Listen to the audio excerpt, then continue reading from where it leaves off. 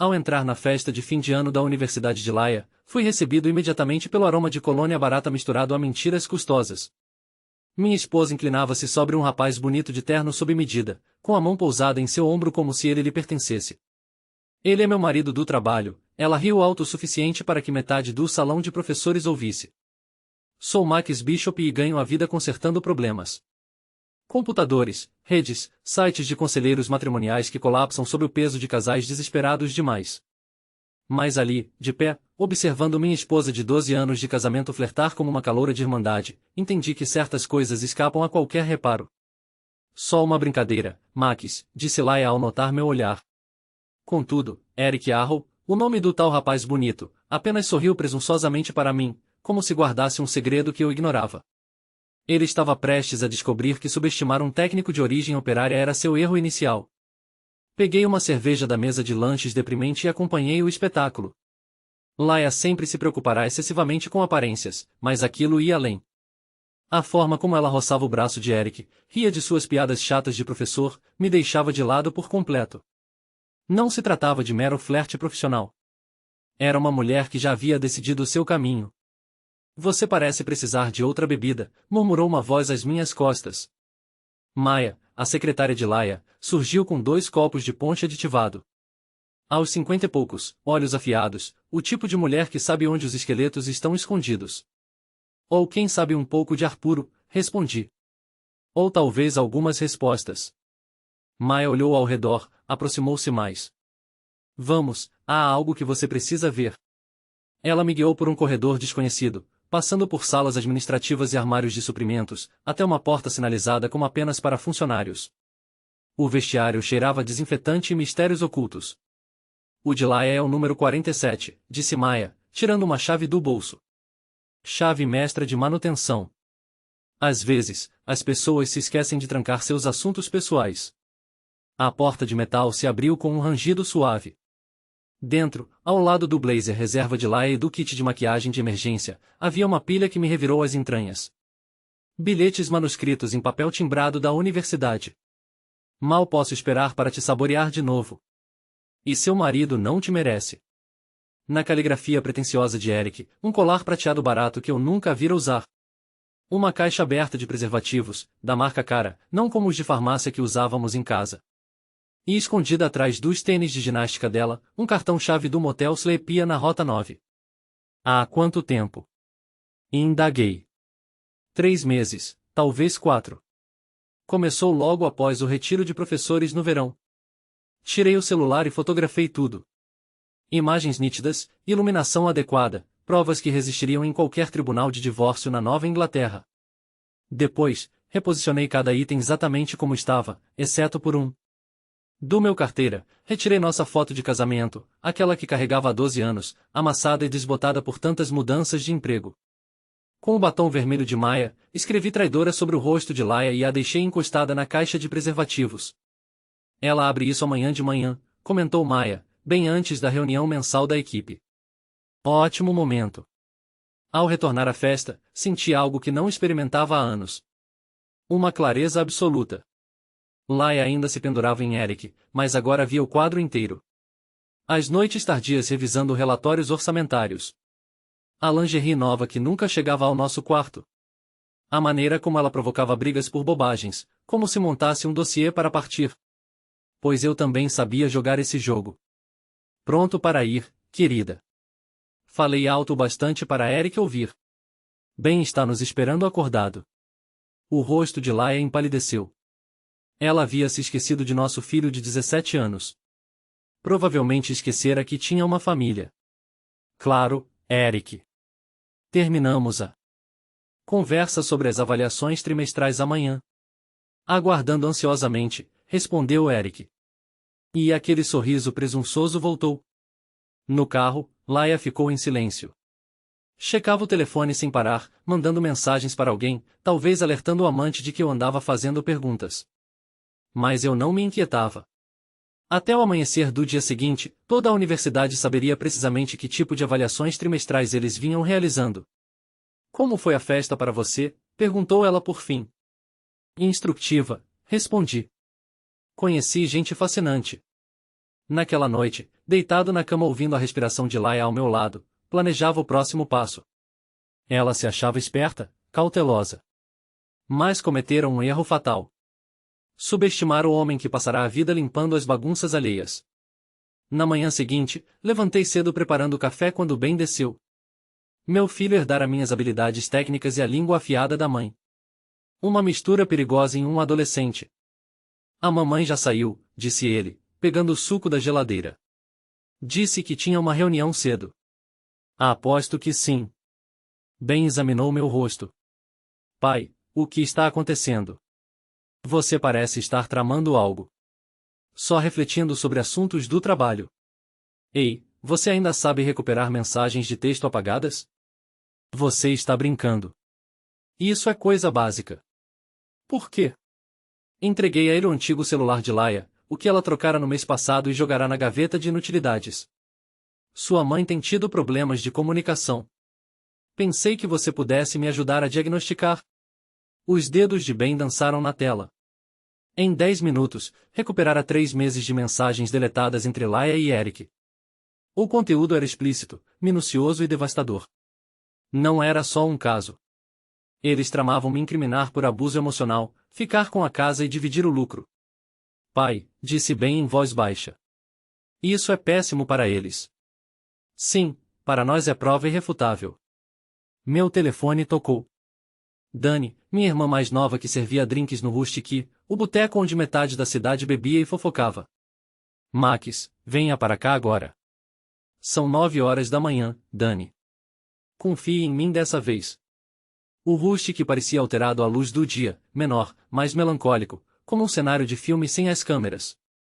Dani estava atrás do balcão, limpando copos, com a expressão que aperfeiçoara em nossa infância difícil. O problema está chegando. Prepare-se. Sua esposa esteve aqui ontem à noite, ela disse. Depois da festa, com o namorado dela, Eric Arrow, o bonitinho de carro chique. É ele. Eles ficaram na cabine dos fundos, bêbados e tateando, falando alto sobre os planos. Que planos? Do tipo que te deixa falido e solitário enquanto eles vivem felizes para sempre. Dani pousou o copo. Max. Eles riam disso, de como seria simples te arruinar. Foi aí que soube, e não era mais só uma traição. Era uma batalha. Passei o resto da manhã em vigilância. Segui o BMW prateado de Eric até seu loft no centro, um armazém reformado que valia mais do que eu ganhava em 2 anos. Viu entrar fanfarrão, como se o mundo fosse seu. Ao meio-dia, o carro de Laia estacionou. Ela ficou por 3 horas. Quando saiu enfim, o cabelo desgrenhado, a blusa abotoada errado. Eric a acompanhou até o veículo, a beijou como namorados jovens. Nenhum notou o sujeito no Honda surrado do outro lado da rua, clicando fotos com uma lente teleobjetiva emprestada de um amigo fotógrafo. Naquela noite, Laia chegou com comida chinesa para a viagem e uma desculpa sobre trabalhar até tarde em arquivos de pessoal. Beijou minha bochecha, perguntou pelo meu dia, encenou a esposa ideal. Se eu não a tivesse visto saindo do loft de Eric com meus próprios olhos, talvez caísse na atuação. Como foi seu dia, querido? Indagou ela, acomodando-se no sofá habitual. Produtivo. Resolvi um problema de rede para a conta Morrison. Atualizei protocolos de segurança. Sabe, o de sempre, sem graça. Que bom. Ela mal prestava atenção. O telefone vibrava com mensagens. Bem popular esta noite, notei. Só coisas do trabalho. Maia está com dificuldades no novo software de agendamento. Maia, que me mostrará o vestiário 12 horas antes. Maia, que provavelmente gargalhava agora, vendo Laia se atrapalhar para justificar a surpresa da foto de casamento. Talvez eu deva ligar para Maia. Ver se ajuda no diagnóstico. A cabeça de Laia ergueu-se de supetão. Não é preciso. Ela resolve. Tenho certeza. Maia me parece o tipo que nota detalhes. A cor sumiu do rosto de Laia, mas ela se recompôs rápido. Estou cansada. Dia longo. Acho que vou dormir cedo. Boa ideia. Amanhã é dia cheio. Ela parou no pé da escada. Por que amanhã seria cheio? Só um pressentimento.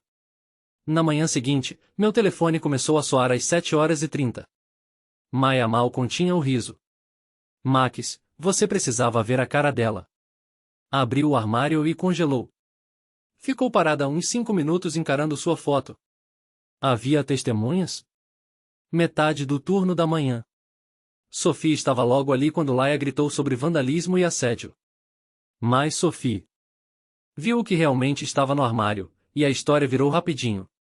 Às 10 horas da manhã, a rede de fofocas espalhara a notícia por toda a universidade. Ao meio-dia, chegará a administração. Às 14 horas, Eric Arrow sentava em uma reunião disciplinar, tentando justificar por que sua caligrafia cobria bilhetes românticos no armário de uma mulher casada. Laia voltou aquela tarde parecendo atropelada por um caminhão. Precisamos conversar, disse ela. Sobre o quê? Você sabe muito bem sobre o quê. Alguém invadiu meu armário. Alguém plantou provas. Provas de quê? Não finge ignorância, Max, sei que foi você. Ergui os olhos do laptop, fiz minha melhor cara de perplexo. Querida, não faço ideia do que você fala. Está se sentindo bem? Parece um pouco paranoica. Não estou paranoica. Alguém tenta acabar com minha carreira. Quem faria isso? Você é uma funcionária exemplar, sempre ficando até tarde, se dedicando além do dever pelos colegas. O modo como ela se encolheu mostrou que captara o recado. Quero o divórcio. Baseado em quê? Crescemos distantes. Queremos coisas diferentes. Como, eu quero estar com alguém que me valorize. Alguém como Eric Arrow. Ela ficou imóvel por completo. Não sei do que você está falando. Claro que sabe. Mas olha só, Laia. Se quer divórcio, teremos divórcio. Mas isso ocorrerá sob minhas condições, não sob as suas. Não ouse me intimidar. Eu não estou te intimidando. Estou te esclarecendo. Pois estive investigando as normas sobre infidelidade neste estado. Descobri que cônjuges infiéis não têm direito à metade de todos os bens quando foram eles que violaram o pacto matrimonial. Você não consegue comprovar nada disso. Abri meu notebook e virei a tela na direção dela. A recuperação de mensagens de texto feita por Ben funcionou de forma impecável. 3 meses de trocas explícitas entre ela e Eric, incluindo selos temporais e dados de geolocalização que indicavam os momentos exatos do envio. Quer apostar nisso? O rosto de Laia empalideceu, depois corou e empalideceu novamente. Você invadiu meu celular. E isso é crime. Na verdade, não é, tratava-se do seu aparelho antigo. Aquele que você descartou. Tecnicamente, uma propriedade abandonada. E meu filho tem grande habilidade com tecnologia. Ben te auxiliou nisso. Ben demonstra lealdade maior pelo pai do que você pelo seu esposo, ao que parece. Ela avançou para o notebook, mas eu o fechei antes que ela o tocasse. Calma aí. Essa é apenas uma cópia. Tenho reservas em diversos pontos seguros. O que você deseja? Quero que você perceba que seu esquema insignificante não vai dar certo. Você e Eric imaginaram que poderiam me incriminar por maus tratos, ficar com a residência e partir para uma vida juntos ao pôr do sol. Mas ignoraram um detalhe crucial. Qual seria? Sou mais astuto que vocês dois somados. Aquele fim de semana marcou o festival anual da colheita na praça central da cidade. Laia participava do comitê organizador havia 3 anos. Adorava se posicionar como uma das figuras proeminentes da comunidade. Ela já havia anunciado a todos que compareceria com a família, representando a esposa e mãe ideal. Tentou desistir na sexta-feira à noite, alegando mal-estar. Mas eu insisti para que fossemos. A cidade nos aguarda, afirmei. Não convém frustrar ninguém. O evento estava lotado. Feirantes locais, apresentações musicais ao vivo, o típico encanto de uma pequena localidade que Laia devorava com avidez. Havíamos chegado havia uns 20 minutos quando Eric apareceu, visivelmente ansioso e desviando o olhar. Laia procurou nos guiar para longe dele, mas eu tinha intenções distintas. Eric, gritei com volume suficiente para que metade da praça ouvisse. Bom revê-lo. Ele não teve alternativa senão se aproximar. Olá, Max, Laia. Como vão as coisas na universidade? Ouvi falar de algum alvoroço esta semana. Nada grave, apenas pendências burocráticas. Pendências burocráticas? É assim que estão chamando? Sorri para o grupinho que se formará ao nosso redor. Pessoal, este é Eric Arrow, colega de trabalho da minha esposa. Eles interagem de perto no emprego. Laia me lançava olhares de alerta, mas eu mal começara. Na verdade, eles têm colaborado em iniciativas particulares. Trabalho bem prático, digamos. Max, Laia murmurou com irritação. O quê? Estou só orgulhoso do seu compromisso. Todas aquelas noites prolongadas, reuniões aos fins de semana, superando expectativas. Eric agora suava profusamente. Preciso ir embora. Ah, não parta por nossa causa. Laia me confidenciou o quanto aprecia suas avaliações trimestrais. O público captava a eletricidade no ar. Cidades pequenas adoram intrigas, e eu lhes oferecia um espetáculo de primeira mão. Aliás, prossegui, sacando meu celular. Ela tem sido bem expressiva sobre a dinâmica profissional de vocês. Ativei a reprodução de uma das mensagens de áudio recuperadas. A voz de Laia, ofegante e descritiva, detalhando precisamente o que pretendia fazer com ele em seu gabinete. O ambiente silenciou por completo. Laia esticou a mão para o celular, mas eu o afastei. Cuidado, querida. Há olhares por toda parte. Seu canalha, ela sussurrou. Ora, é assim que se dirige ao marido em público? Eric buscou remediar a cena. Isso claramente é um equívoco. O único equívoco, retruquei, foi crer que poderia trair com minha esposa e me arruinar ao mesmo tempo. Foi aí que Eric cometeu seu segundo erro. Tentou se impor fisicamente, agarrando meu braço para me amedrontar diante de toda a população local. Não o agredi. Não foi necessário. Desviei-me e permiti que escorregasse na grama úmida próxima ao tanque de arremesso. Eric Arrow, o queridinho do quadro docente da universidade, tombou com força e deslizou direto para a água lamacenta, salpicando as 3 fileiras iniciais de espectadores. A multidão explodiu em gargalhadas e palmas.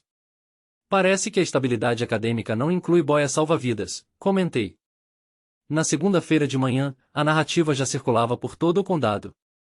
Eric fora suspenso à espera de uma apuração completa. Laia fora realocada para outro setor, distante de arquivos de pessoal ou dados confidenciais. Mas eu ainda não terminara. Na terça tarde, recebi uma ligação de um advogado atuando pelos pais de Eric. Patrimônio antigo, do tipo de família acostumada a resolver encrencas com dinheiro. Sr. Bishop, meus representados desejam negociar um acordo pecuniário. Que tipo de acordo? Eles oferecem $50.000 para manter isso em sigilo. 50 mil. Isso é ofensivo. O que seria adequado para o senhor? Nada. Não se trata de finanças. Então, do que se trata? De equidade. Seu representado arruinou meu casamento. Agora, vou demolir a imagem dele. Isso soa como intimidação. Não, é uma garantia. Informe aos pais de Eric que o verdadeiro espetáculo ainda nem iniciou. Desliguei e comecei a arquitetar o desfecho. O segredo estava em reuni-los no mesmo local e horário, em um espaço público bastante para assegurar o máximo de vexame, mas reservado o suficiente para um diálogo genuíno. Enviei a Eric uma mensagem de um telefone descartável, fingindo ser um jornalista interessado em sua perspectiva. Marquei um encontro em seu apartamento na quarta à noite, prometendo-lhe uma oportunidade de se defender. Para Laia, mandei outra nota, alegando possuir provas capazes de aniquilar Eric e preservar sua trajetória profissional, mas exigindo que ela viesse ao apartamento para obtê-las. Na quarta noite, cheguei com antecedência e preparei tudo. Bem instalar um sistema de transmissão ao vivo valendo-se das câmeras de segurança de Eric. Nada ilícito, apenas redirecionando o sinal para um chat em grupo com o conselho universitário, os pais de Eric e boa parte do corpo docente. Quando Eric entrou, me viu acomodado em sua poltrona de couro caro, bebendo sua cerveja importada. Você não é jornalista? Observou. Não, não sou. Mas estou prestes a conceder-lhe a entrevista mais impactante da sua existência. Saia do meu lar. Daqui a pouco, precisamos tratar da sua ligação com minha esposa. Não sei do que fala. Claro que sabe. Vocês têm um caso há 3 meses. Tramando me acusar de violência para ficarem com minha casa e minha família. Um plano bem complexo para um docente de ensino superior. O rosto de Eric enrubesceu. Você não pode atestar nada disso. Já o fiz. A dúvida agora é o que virá em seguida. Foi quando Laia surgiu, usando a chave que Eric lhe dera. Ela adentrou a sala e paralisou ao nos ver ali, à espera. Olá, amor, disse eu. Encaixe perfeito no tempo. Max, o que faz aqui? Conversei com seu amante sobre decência e repercussões. Isso é loucura. Eric, avise a polícia. Vá em frente, incentivei. Ligue. Adoraria relatar aos agentes o motivo de ambos terem chaves deste lugar, porque sua lingerie está na gaveta do quarto dele e porque arquitetavam uma fraude. Eric e Laia trocaram expressões. Estavam encurralados, cientes disso. O que busca? Indagou Eric. Quero que compreendam que atitudes geram desdobramentos. Vocês supuseram que poderiam devastar minha existência porque sou apenas um técnico de origem operária. Pensaram que eu me curvaria e entregaria tudo pelo que lutei. Levantei-me, aproximei-me do ponto onde estavam, unidos como o par culpado que formavam. Mas omitiram algo vital. O que seria? Faço reparos como profissão. E quando algo se danifica irremediavelmente, eu o substituo. Substituir o quê? Questionou Laia. Minha companheira, minha confiança, minha disposição para ser complacente. Mostrei-lhes o celular com a transmissão ao vivo. Sorriam. Estão sendo filmados e exibidos em tempo real para cerca de 50 indivíduos ávidos pela narrativa de vocês. O rosto de Laia desbotou. Desligue isso. Duvido. Vejam, é assim que a verdadeira retidão se manifesta. Não com advogados, subornos ou sessões administrativas. Apenas a realidade, veiculada a todos os relevantes. Eric tentou me atacar, mas eu estava preparado. Desencaminhei-me e ativei o balde de tinta vermelha que posicionara sobre a porta. Desabou como uma cascata, encharcando Eric da cabeça aos pés em um vermelho vívido. Que pena, comentei. Parece que foi pego em flagrante. Laia gritou e buscou fugir, mas eu trancara a porta atrás dela. A saída única passava pelo quarto, onde escondera suas vestes e bolsa em um armário que necessitava de uma chave. Procurando por isto? Ergui as chaves do carro e do armário. Lamento, mas creio que deva partir como chegou, como adúltera. Arremessei ambas pela janela, onde caíram em um bueiro de escoamento 3 andares abaixo. Você é insano, berrou ela. Não, sou meticuloso. O alarme de incêndio soou. O toque final de bem, acionado à distância para obrigar a evacuação do prédio inteiro. Em instantes, o corredor encheu-se de moradores e bombeiros, todos com visão privilegiada de Laia e Eric, sujos de tinta seminus, tropeçando para fora do apartamento lado a lado. A equipe de jornalismo local surgiu bem quando atingiram o saguão. Alguém os alertara sobre um escândalo monumental envolvendo professores universitários. Observei da calçada oposta enquanto minha esposa e seu parceiro eram cercados por jornalistas, fotógrafos e diretores universitários enfurecidos. Os pais de Eric compareceram a tempo de flagrar seu filho prodígio, justificando por que estava pintado e ao lado de uma mulher casada em trajes íntimos. Ben surgiu ao meu lado, sorrindo. Pai, isso foi lendário. A equidade costuma ser, filho. Dani se uniu a nós, trazendo um saco de pipoca do vendedor do festival. E agora, o que ocorre? Agora, eles lidarão com as ramificações das próprias decisões. A trajetória de Eric acabou. A imagem de Laia está em ruínas, e eu posso recomeçar do zero. E o divórcio? Ah, isso será simples agora. Infidelidade, fraude, trama. Ela terá sorte se conseguir visitas com Ben. Meu celular vibrou com uma mensagem de Maia. Vi as notícias. Você é meu herói atual. Contemplei o tumulto do outro lado da rua. Laia chorava. Eric tentava se ocultar atrás do advogado. Os jornalistas estavam se deliciando com a reportagem, como se fosse um banquete inesquecível. Sabe qual é o detalhe mais irônico? Comentei com Ben e Dani. Qual? Eles responderam, curiosos. Eles pretendiam me pintar como o antagonista da trama. Diziam arruinar minha existência e confiscar todo o esforço que eu havia investido ao longo dos anos. No entanto, eles ignoraram uma lição elementar. Qual seria? Indagaram. Jamais subestime alguém especializado em consertar problemas. Pois, ao concluir o reparo, a solução se mantém inabalável. 3 meses depois, o divórcio se concretizou. Laia não recebeu um centavo. As provas de adultério eram irrefutáveis, e as acusações de fraude ainda tramitavam na justiça. Eric foi demitido da universidade e vetado de qualquer cargo acadêmico em todo o país. Seus pais o renegaram quando o escândalo estourou na mídia nacional. Ben optou por residir comigo de forma permanente. Dani me auxiliou na reforma da casa, eliminando qualquer vestígio que evocasse Laia. Maia se transformou em uma companheira leal, passando frequentemente para jantares e trocas de fofocas sobre as repercussões contínuas no ambiente universitário. Jamais cruzei com Laia novamente após a sessão no tribunal. Ouvi dizer que ela retornou à casa dos pais em outro estado, esforçando-se para recompor sua rotina sob o sobrenome de solteira. Eric sumiu por completo. Há quem afirme que ele leciona em um college comunitário no meio oeste. Outros acreditam que abandonou o meio acadêmico de vez. Quanto a mim, ampliei meus negócios, contratei 2 funcionários e adquiri uma residência maior em um bairro superior.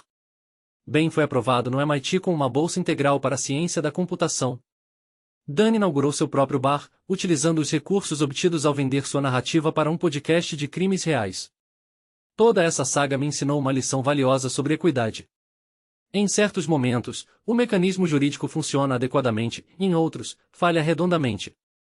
Mas, se você for astuto o suficiente, paciente o bastante e furioso o bastante, pode garantir que os culpados arquem com as consequências de seus erros.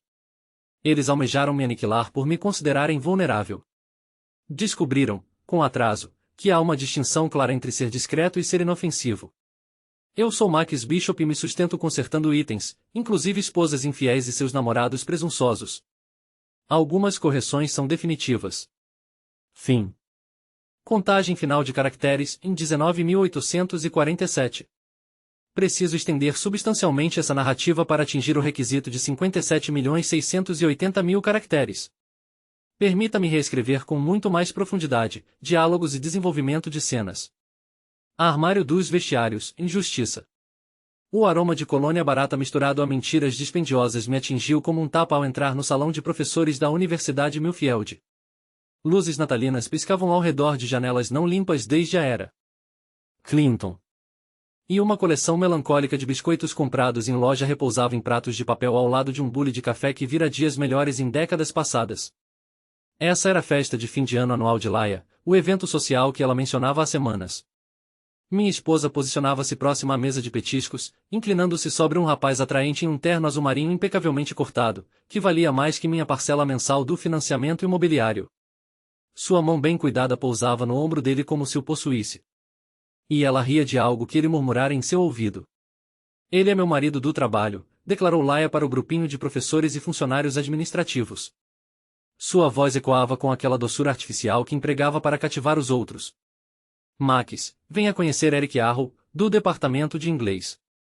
Eu sou Max Bishop e vivo consertando aparatos para o dia a dia em redes de computadores, sistemas de segurança, o site esporádico de um conselheiro matrimonial que colapsa sob o influxo de casais aflitos em busca de redenção em sessões de 50 minutos. Casei-me com Laia há 12 anos, estamos juntos há 15, e eu julgava conhecer cada nuance de suas feições, cada inflexão vocal, cada gesto sutil que carregava significado. Contudo, ali naquele salão abafado da faculdade, observando minha parceira paquerar como uma caloura em semana de recrutamento, percebi que certas situações escapam a qualquer conserto. Algumas estão irremediavelmente danificadas. É só uma brincadeira, Max, apressou-se Laia ao notar meu olhar fixo. Suas bochechas avermelhavam. Seja pelo vinho ou pelo constrangimento, era impossível discernir. Você sabe como são os colegas de escritório. Mas Eric Arrow, esse era um nome de galã. De acordo com a plaquinha plástica em seu peito, ele apenas sorriu com ar de superioridade, como se detivesse um segredo que me era vedado, como se participasse de uma gracejo particular ao qual eu não fora convocado. Ele estava prestes a descobrir que menosprezar um técnico operário era seu equívoco inicial. E, pela minha vivência, indivíduos que cometem tal deslize raramente têm oportunidade para repetições. Peguei uma cerveja da mísera mesa de comes e bebês e me encostei em um recanto de onde podia vigiar sem chamar atenção. A festa correspondia precisamente às minhas expectativas. Diálogos tediosos sobre avaliações de permanência e cortes orçamentários, intrigas acadêmicas que tornavam a política de Washington parecer simples, e conversas pequenas carregadas de indiretas suficientes para energizar uma metrópole modesta. Mas Laia não se ocupava com tédio. Ela vibrava, participava ativamente, gargalhava com as anedotas de Eric sobre seu ano sabático na Europa e suas investigações em literatura americana contemporânea. Ela roçava o braço dele ao falar, aproximava-se ao escutá-lo, e desconsiderava por completo que seu cônjuge se achava a 6 metros dali, sorvendo uma cerveja morna e assistindo ao espetáculo. Você parece um sujeito que requer algo mais potente que isso, disse uma voz às minhas costas. Virei e me deparei com Maya Endres, a secretária de Laia, portando 2 copos duques a lava-cheiro de ponche aditivado.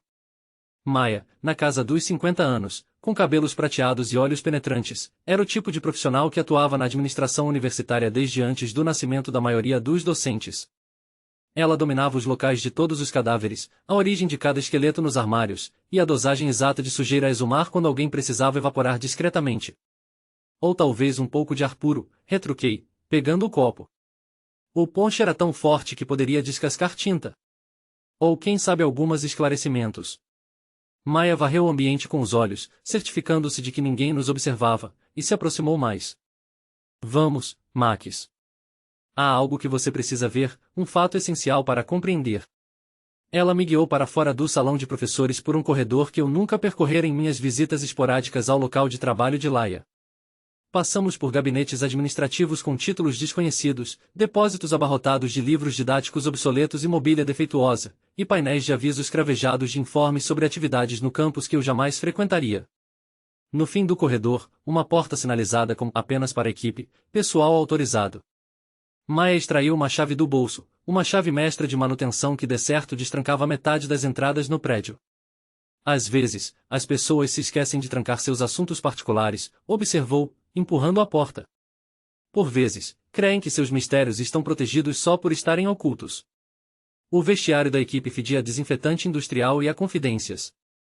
Luzes fluorescentes zumbiam no teto, projetando sombras duras sobre fileiras de armários metálicos instalados. Provavelmente na inauguração do edifício. Maya me conduziu ao armário número 47. O nome de Laia rabiscado em letras quadradas sobre uma fita adesiva. Ela julga ter sido tão discreta, murmurou Maya, introduzindo a chave na fechadura. Acha que ninguém percebe as sutis alterações, os novos padrões, o brilho nos olhos quando indivíduos específicos entram no recinto. A porta metálica se abriu com um rangido suave que ressoou no espaço vazio. No interior, ao lado do blazer reserva de Laia e de um kit de maquiagem para emergências, havia um acervo que fez meu estômago revirar e os punhos se cerrarem. Bilhetes manuscritos em papel timbrado da universidade, dobrados com esmero e amarrados por uma fita como relíquias românticas. Desdobrei-o de cima e decifrei a caligrafia afetada de Eric. Ansioso para prová-la de novo. E seu marido não merece alguém tão linda e culta quanto você. Havia outros. Um colar prateado vulgar que eu nunca a vira usar. O gênero de joia que um homem adquire para demarcar posse sem despender soma considerável. Uma caixa aberta de preservativos, da marca Premium com embalagem sofisticada, não o tipo genérico do armário noturno em nosso quarto. E, escondido atrás dos tênis de ginástica como um segredo sujo envolto em plástico, um cartão-chave do motel Sleepy na Rota 9. O tipo de estabelecimento que aluga aposentos por hora e evita indagações sobre os pagantes. Há quanto tempo? Perguntei, minha voz ecoando estranha e remota em meus ouvidos. 3 meses, quiçá 4. Iniciou logo após o retiro de verão da faculdade. Ela voltou alterada, mais alegre, segura. Imaginei que vocês tivessem resolvido as pendências, feito uma viagem agradável ou similar. Fomos à casa da mãe dela em Vermont. Passamos uma semana aturando queixas sobre meu emprego, minhas vestes e minha ausência de ímpeto. Isso justifica o momento. Eric participou daquele retiro também. Apresentou sobre poesia americana atual. Muito veemente, pelas avaliações. Retirei o celular e fotografei tudo. Imagens nítidas com iluminação adequada, provas que resistiriam em qualquer tribunal de divórcio na Nova Inglaterra. Os bilhetes, o colar, os preservativos, o cartão do motel, em tudo registrado com precisão, datado, geolocalizado. Em seguida, reposicionei cada objeto no lugar exato. Todo item em sua posição precisa, cada dobra nos papéis idêntica à original, exceto por um elemento. Do meu carteira, tirei nossa foto de casamento, aquela que carregava há 12 anos, amassada e desbotada por tantas mudanças de emprego, apartamentos, e por fim, a casa que compramos crendo edificar algo duradouro. Com o batom vermelho de Maya, escrevi traiçoeira sobre o rosto sorridente de Laia na imagem e a encostei na caixa de preservativos. Ela abrirá isso amanhã de manhã, comentou Maia, observando minha ação. Bem antes da reunião mensal da equipe. Metade do grupo administrativo estará aqui se aprontando. Momento ideal. Sabe, Max, atuo aqui há 23 anos. Vi inúmeros romances clandestinos, uniões desfeitas, gente honesta prejudicada por egoístas que se julgam mais espertos que o resto. E jamais presenciei alguém lidar com isso de forma tão singular. A maioria dos maridos comuns teria simplesmente encurralado a esposa em casa, talvez desferido um soco no amante, armado um escândalo, passando por esposo ciumento e descontrolado. Eu não pertenço a essa categoria. Não, você age como um mestre das estratégias. Antecipando jogadas futuras. Ao voltar para a festa, uma sensação invadiu-me que eu não provava há anos. Uma lucidez absoluta. As incertezas e as indagações que me corroíam havia meses subitamente se encaixavam com exatidão. Laia permanecia colada a Eric quando chegamos de novo à sala dos professores, mas agora eu via o panorama inteiro em nitidez cristalina. As noites tardias dedicadas a relatórios orçamentários que jamais viravam documentos reais. As peças íntimas novas que surgiam na gaveta dela sem nunca chegarem ao nosso quarto. A mania de iniciar brigas por bobagens, minhas roupas, meus amigos, minha ausência de ambição social, como se estivesse montando um dossiê para provar que o casamento fracassava. O interesse repentino por exercícios estilo, o corte de cabelo renovado, o perfume caro que ela jurava ser presente da irmã, todos os indícios clássicos de que eu fora ingênuo demais, acomodado demais, tolo demais para identificar. Ora, dois podiam entrar nessa dança, e eu sempre fora subestimado pela vida toda, o que me tornará esperto em pegar de surpresa quem achava que me conhecia por dentro. Pronta para irmos, querida, eu disse, com voz alta o suficiente para Eric captar. Bem está nos esperando acordado. O rosto de Laia empalideceu ao ouvir o nome do nosso filho de 17 anos. Em meio a toda a sua trama meticulosa e ao romance escondido, ela parecia ter apagado da mente que existia uma família, deveres, indivíduos que contavam com ela. Claro, respondeu ela às pressas. Eric, continuamos a conversa sobre as avaliações trimestrais amanhã. Aguardando ansiosamente, rebateu Eric. E aquele sorriso sarcástico retornou, idêntico ao que ele me lançou no primeiro encontro, como se soubesse precisamente o tipo de avaliações trimestrais que haviam realizado. No carro, Laia manteve um silêncio incomum. Ela checava o celular sem parar, digitando respostas rápidas para alguém, provavelmente alertando o namorado de que eu começara a indagar, talvez a perceber algo. Mas eu não me inquietava. Até o amanhecer seguinte, a universidade inteira saberia exatamente que espécie de revisões de desempenho ela vinha oferecendo. Como foi a festa para você? Ela indagou enfim, ao entrarmos na garagem. Instrutiva, respondi. Conheci figuras intrigantes, absorvi lições frescas, tipo política de escritório, laços profissionais, a relevância de resguardar assuntos particulares. Ela me lançou um olhar cortante, mas eu já descia do veículo, fingindo que tudo seguia igual. Dentro de casa, ela seguiu o ritual habitual, verificando bem, que estava no andar de cima com tarefas escolares, confirmando as trancas das portas, preparando a cafeteira para o dia seguinte.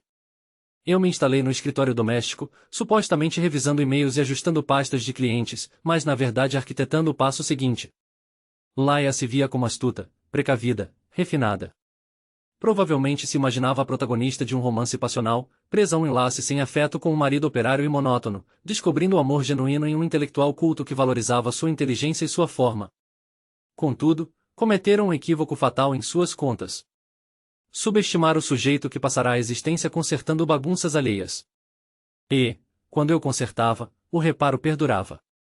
Naquela noite, deitado na cama, eu ouvia a respiração de Laia ao meu lado. Seu corpo virado para o outro canto, como se nem no sono suportasse me encarar. Ela murmurou algo nos sonhos, um nome alheio ao meu, e precisei me conter para não acordá-la e cobrar respostas.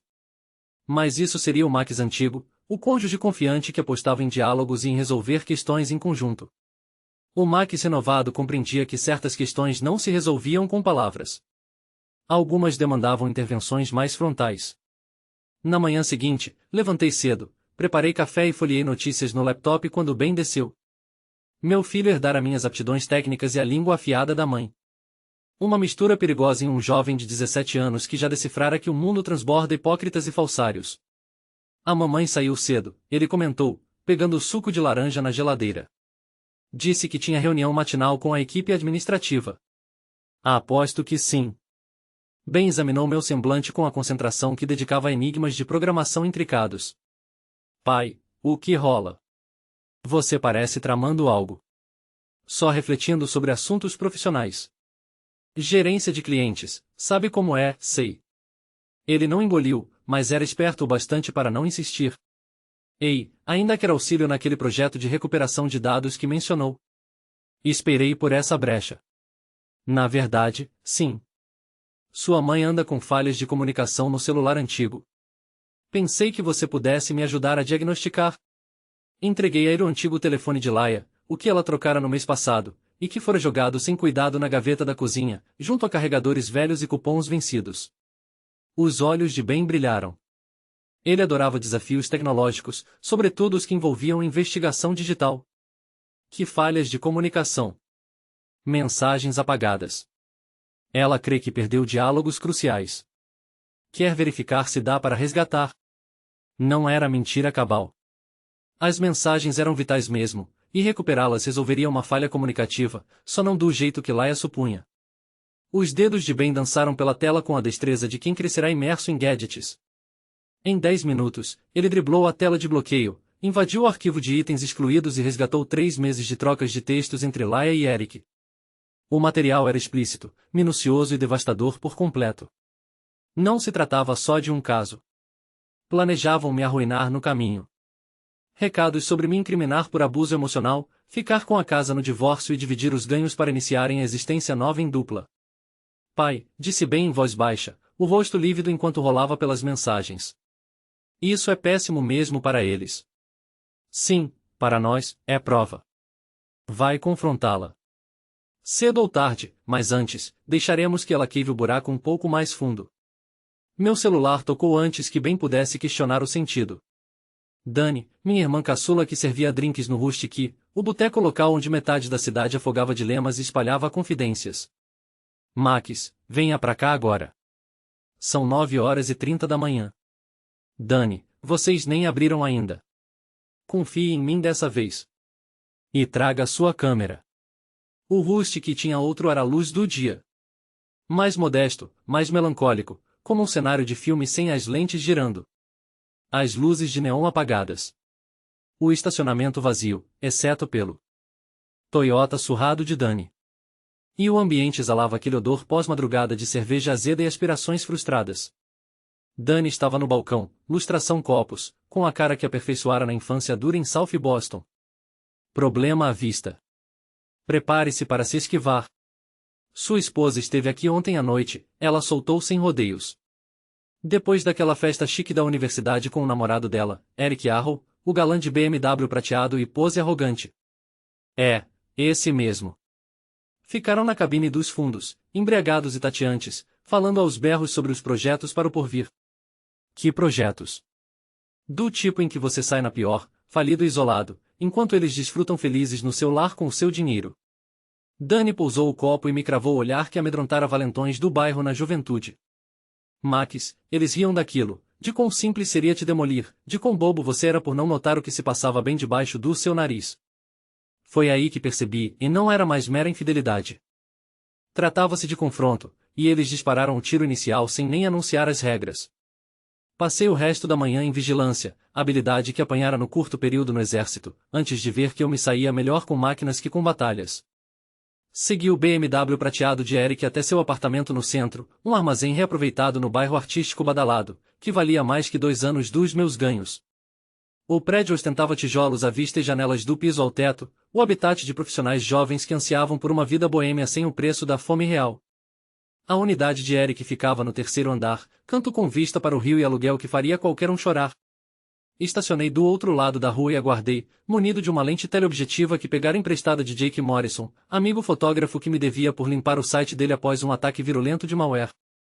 Ao meio-dia, o Honda Civic de Laia estacionou no local. Ela espiou ao redor com ansiedade, garantindo que ninguém observava, e apressou-se para dentro como se corresse para um compromisso vital. Permaneceu lá por 3 horas. Ao sair por fim, o cabelo desgrenhado, a blusa mal abotoada, e aquele brilho pós-encontro que eu não via voltado para mim havia meses. Eric a acompanhou até o carro, beijou-a como namorados adolescentes, e nenhum avistou o sujeito no Honda desgastado do outro lado, registrando o adeus romântico em fotos digitais de alta fidelidade. Naquela noite, Laia chegou com comida chinesa do nosso restaurante predileto e uma narrativa elaborada sobre horas extras em arquivos de pessoal para a revisão orçamentária vindoura. Beijou minha bochecha, perguntou pelo meu dia, elogiou o projeto recente de programação de bem e encenou a esposa ideal com convicção digna de Oscar. Se eu não tivesse flagrado sua saída do apartamento de Eric com os próprios olhos, não tivesse lido as mensagens explícitas deles, não tivesse achado os suprimentos do ninho amoroso no armário de trabalho dela, talvez eu caísse na encenação. Como foi o seu dia, querido? Indagou ela, acomodando-se no sofá da sala de estar no lugar de sempre, com o seu recipiente de frango agridoce. Resolvi um problema de segurança na rede para a conta Morrison. Atualizei certos protocolos de encriptação para o escritório de advocacia no centro.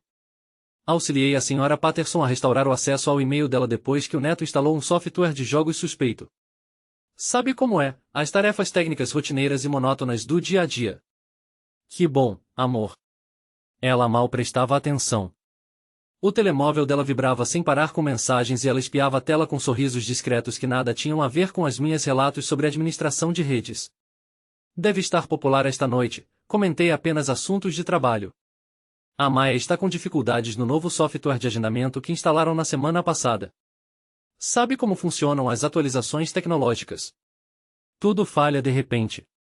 Maia, que me mostrará as provas do roupeiro 12 horas antes. Maia, que de certo ri às gargalhadas agora, vendo a Ila se esforçar para justificar a surpresa da foto do casamento descoberta naquela manhã. Talvez eu deva ligar para Mia amanhã. Ver se consigo auxiliar nos problemas do software. A cabeça da Laia ergueu-se bruscamente do telemóvel. Não é preciso. Ela resolve sozinha. A Mia é bastante engenhosa. Tenho a certeza que sim.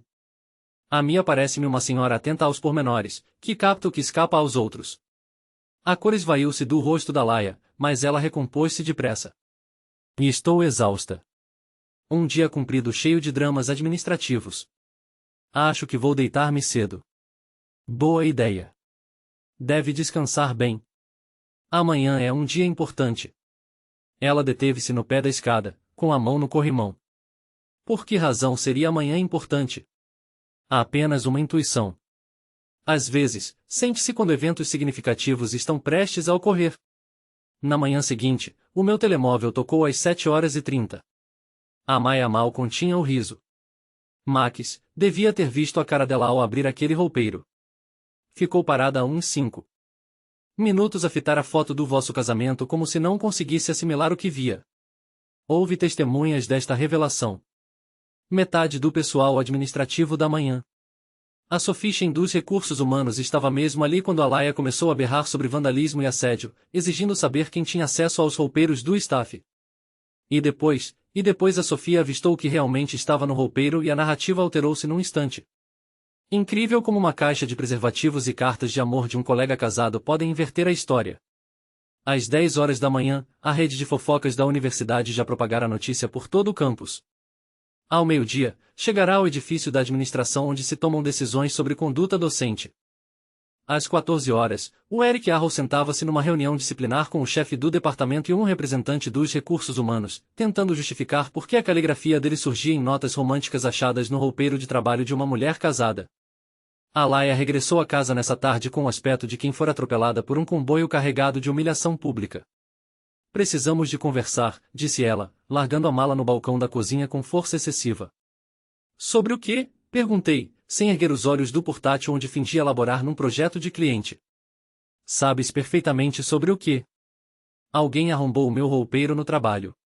Alguém plantou provas para sugerir que eu mantinha um caso. Provas de que tipo de caso? Não finjas ignorância, Max, sei que foste tu.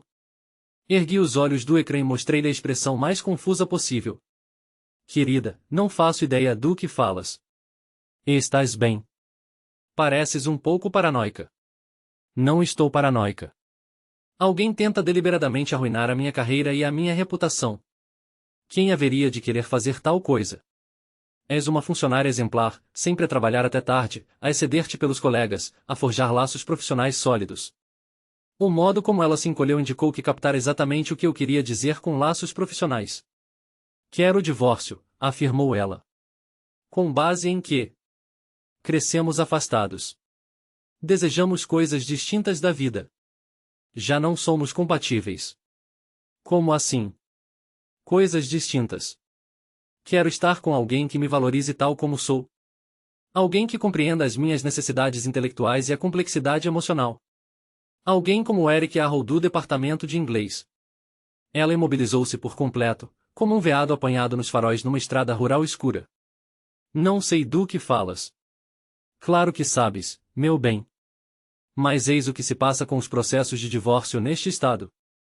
Se queres dissolver o nosso casamento, podemos fazê-lo sem dúvida. Mas será pelos meus termos, não pelos teus. Não me ameaças, Max. Não te ameaço, Laia. Estou a informar-te. Olha, investiguei as leis de adultério e divisão de bens em Massachusetts. Descobre-se que cônjuges infiéis não levam automaticamente metade de tudo quando foram eles a quebrar o contrato matrimonial. Não podes provar nada. Abri o portátil e virei o ecrã para ela. A recuperação de mensagens de texto pelo bem funcionara na perfeição, e eu organizara as provas numa cronologia exaustiva. 3 meses de mensagens explícitas entre ela e o Eric, com carimbos de data e hora, dados de GPS indicando quando e onde foram enviadas, e detalhes gráficos suficientes para encher de alegria um advogado de divórcios. Queres apostar a tua segurança financeira futura nessa suposição? O rosto da Laia empalideceu, ruborizou-se, depois empalideceu de novo enquanto percorria as mensagens. Invadiste o meu telemóvel. Isso é escuta ilegal. Na verdade, não é, tratava-se do teu antigo telemóvel. Aquele que descartaste e atiraste para a gaveta de tralha da cozinha. Tecnicamente, propriedade abandonada. E o meu filho é excepcional em forense informática. O bem ajudou-te a espiar-me. O bem ama o pai e deseja proteger a família. Mais do que se pode dizer da mãe dele, ao que parece. Ela atirou-se ao portátil, mas eu fechei-o antes que o alcançasse. Calma aí, advogada. Isso é só uma cópia. Tenho cópias de segurança em vários locais seguros, tanto físicos como na nuvem. O que queres de mim? Quero que percebas que o teu plano insignificante não vai resultar como imaginaste. Tu e o Eric pensaram que podiam incriminar-me por abuso emocional, retratar-me como o marido controlador que te empurrou para os braços de outro homem, ficar com a casa e metade dos bens do meu negócio, e partir juntos para o pôr do sol. Isso não mais esqueceste um pormenor essencial no vosso plano genial.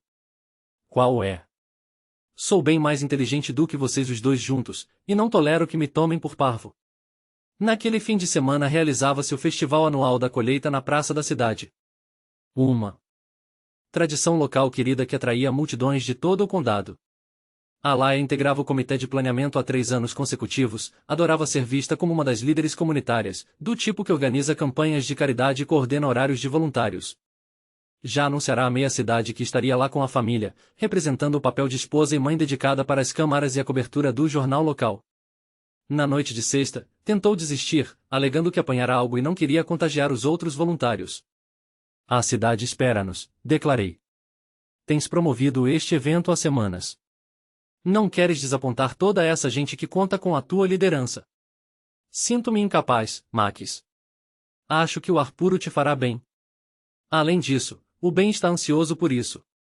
Sabes como ele adora o posto de tecnologia onde as crianças aprendem programação básica. Talvez tu e o Ben vão sem mim.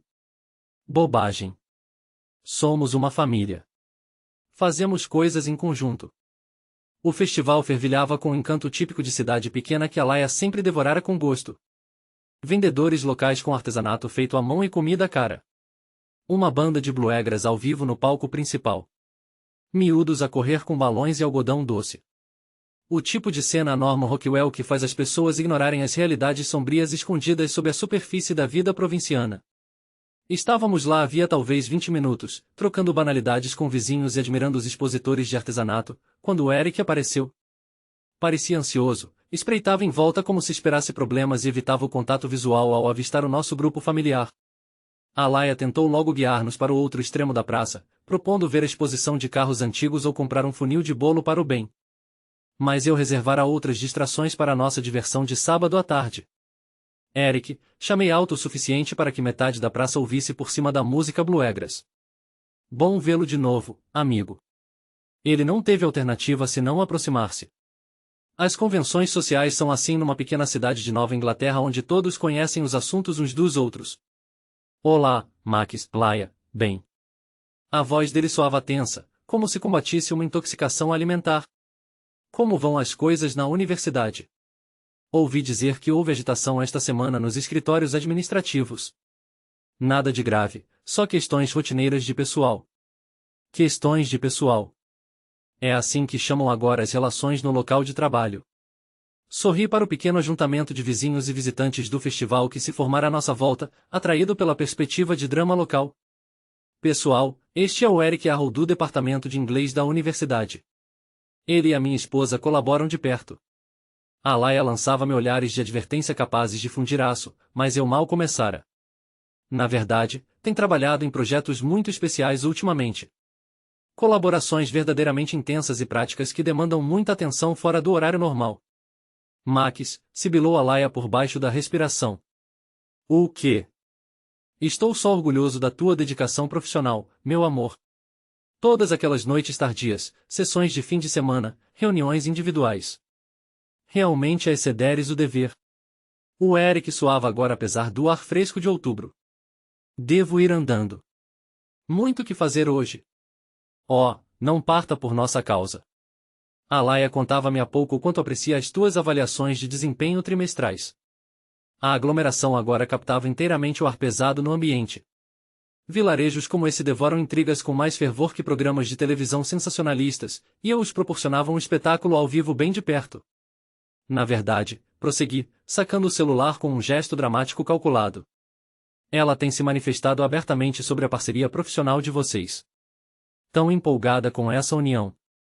Ativei um dos áudios recuperados, e a voz sussurrante de Laia ecoou pelo espaço ao nosso redor. Não consigo parar de remoer o que você me fez no seu escritório ontem. Quero que repita tudo, só que desta vez desejo que você... O público mergulhou em silêncio absoluto, salvo pelo som longínquo de música country e risadas infantis vindas da extremidade oposta da praça. Laia esticou a mão para o meu telefone, mas eu afastei com fluidez. Cuidado, querida. Há olhares por toda parte, e você não gostaria de armar um tumulto num encontro familiar. Seu canalha, murmurou ela, o rosto em brasas de vergonha. Ora, é assim que uma líder comunitária estimada se dirige ao marido leal diante de tanta gente fina. Eric buscou remediar o embaraço, adiantando-se com as palmas erguidas como se domasse uma fera selvagem. Isso é claramente um equívoco. Alguém está pregando uma peça maligna. O único equívoco, repliquei, foi supor que você poderia trair minha esposa e me sabotar simultaneamente sem pagar o preço. Foi aí que Eric cometeu o segundo erro grave da semana. Ele partiu para a agressão física, segurando meu braço e tentando me amedrontar perante o povo inteiro. Você tem de cessar isso imediatamente, disse ele, a voz buscando imponência, mas soando como puro desespero. Não o agredi, não precisei. Não desejava entregar munição a ele ou a Laia para as acusações inevitáveis de maus-tratos e brutalidade. Bastou me desviar no instante preciso e deixar que o ímpeto e o gramado úmido resolvessem por mim. Eric Arrow, o queridinho da turma docente da universidade, desabou com força e escorregou direto para a água lamacenta do estande de mergulho dos bombeiros voluntários, num respingo que encharcou as 3 fileiras iniciais de espectadores. A multidão explodiu em gargalhadas e palmas, como se tivessem presenciado o entretenimento supremo do festival. Parece que a estabilidade acadêmica não inclui boia salva-vidas, comentei, o que provocou outra onda de risos entre os presentes. Bem esforçava-se para conter o sorriso, mas eu via orgulho em seus olhos. Seu pai acabará de envergonhar publicamente o sujeito que desmantelava sua família. E fizera isso sem desferir um só soco. Eric emergiu do reservatório, ensopado e enlameado, as vestes caras arruinadas, e a dignidade afundada no fundo do tanque. Tentou articular algo, talvez uma ameaça de processos e advogados. Mas o burburinho de risos e dedos apontados abafou suas palavras no meio da balbúrdia. Laia chorava agora, o rímel escorrendo pelas faces, sua fachada de figura respeitável se desfazendo como açúcar na chuva. Acho que devíamos voltar para casa, disse ela. Boa sugestão. Vocês dois parecem necessitar de um banho. Na manhã de segunda-feira, o relato já circulava por todo o condado. O jornal local estampou na primeira página uma matéria sobre o drama do festival, com foto de Eric saindo do estande de mergulho. As redes sociais fervilhavam com relatos de testemunhas e vídeos caseiros do embate. Eric foi afastado de suas aulas, à espera de apuração completa sobre seu comportamento. Laia foi realocada para outro setor, longe de arquivos de pessoal ou dados administrativos delicados. Mas eu não havia terminado. Longe disso. Na tarde de terça, recebi uma ligação de um advogado atuando pelos pais de Eric. Fortuna antiga de Nova Inglaterra, o tipo de linhagem que resolve encrencas com dinheiro desde a chegada do Mayflower. Sr. Bishop, meus clientes desejam negociar um acordo financeiro que possa interessar a ambas as partes. Que tipo de acordo? Eles oferecem $50.000 em troca de seu compromisso em manter esse incidente infeliz em sigilo. Sem mais cenas públicas, sem postagens nas redes, sem confusões em festas. 50 mil, isso é ofensivo. Qual seria um valor justo para o senhor? Nenhum. Não se trata de grana. Então, do que se trata, Sr. Bishop? De justiça. Seu cliente arruinou meu casamento e tentou arruinar minha existência. Agora, vou retribuir demolindo a reputação dele. Isso soa como uma ameaça. Não, doutor, é uma garantia. Diga à mamãe e ao papai de Eric que o verdadeiro espetáculo mal começou. Desliguei e iniciei os preparativos para o clímax. O segredo era reuni-los no mesmo local e horário. Um espaço público bastante para assegurar o vexame máximo, mas reservado o suficiente para uma conversa genuína sobre repercussões e decisões. Enviei a Eric uma mensagem de um celular descartável comprado em uma loja de conveniência, fingindo ser um repórter autônomo interessado na versão dele para uma reportagem sobre dinâmicas de poder entre professores e alunos no ensino superior. Afirmei que poderia restaurar sua imagem, mas precisávamos nos encontrar em local reservado para traçar táticas. Para Laia, mandei outra nota de um aparelho distinto, alegando ter provas que a absolveriam por completo e minariam a credibilidade de Eric. Mas ela devia vir ao apartamento dele para obtê-las, antes que eu me arrependesse e as entregasse ao advogado dele. Na noite de quarta, cheguei ao prédio de Eric com antecedência e apliquei habilidades adquiridas em minha curta passagem como consultor de segurança. A porta principal usava uma tranca eletrônica vulnerável com o equipamento e o saber adequados. A porta do apartamento de Eric era de modelo residencial comum, nada que ferramentas básicas de arrombamento não resolvessem.